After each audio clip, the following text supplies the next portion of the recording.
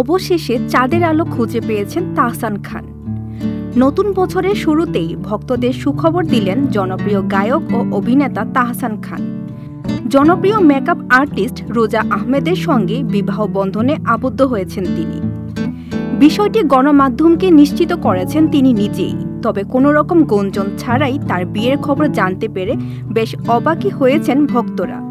তিনি জানান, তার স্ত্রী রোজা আহমেদ নিউ ইয়র্ক বিশ্ববিদ্যালয় থেকে পড়াশোনা শেষ করার পর সেখানে রোজাস ব্রাইডাল মেকওভার নামে একটি রূপসজ্জার প্রতিষ্ঠান গড়ে তোলেন। সামাজিক মাধ্যমে তাদের নতুন জীবনের পথ চলার শুভকামনা জানাচ্ছেন ভক্তরা। কেউ কেউ বলছেন, অবশেষে চাঁদের আলো খুঁজে পেয়েছেন তাহসান। তার সেই প্রিয় গান যেন অবশেষে সত্য হয়ে ধরা দিল। 1 দশকেরও বেশি সময় ধরে এই মেকআপ আর্টিস্ট বাংলাদেশ এবং মার্কিন যুক্তরাষ্ট্র উভয় দেশেই ব্রাইডাল মেকআপ আর্টিস্ট হিসেবে খ্যাতি অর্জন করেছেন।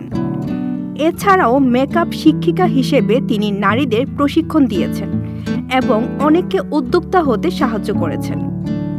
অন্যদিকে তাহসান খান বাংলাদেশের বিনোদন শিল্পে গায়ক, গীতিকার, অভিনেতা এবং টেলিভিশন উপস্থাপক হিসেবে সুখ্যাতি কুড়িয়েছেন দীর্ঘদিন ধরে। কর্মজীবন শুরু করার আগে ব্ল্যাক ব্যান্ডের সঙ্গে তার সঙ্গীত যাত্রা শুরু করেছিলেন। এটি তার শাস্ত্রীয় এবং আধুনিক সঙ্গীতের অনন্য মিশ্রণের জন্য পরিচিত। এর আগে প্রায় 18 বছর আগে 2006 সালের 7 আগস্ট বিয়ের বন্ধনে আবদ্ধ হন তাহসান খান ও অভিনেত্রী মিথিলা। এরপর 2013 সালের 30 জুলাই তাদের ঘর আলোকিত করে আসে আইরা তাহরিম খান নামের কন্যা সন্তান।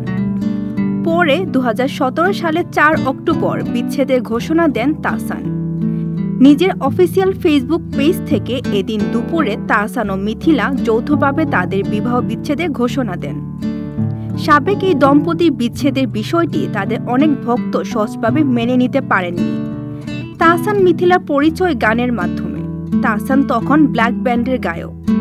এক বন্ধুর সঙ্গে তাহসানের আড্ডায় গান শুনতে যান মিথিলা।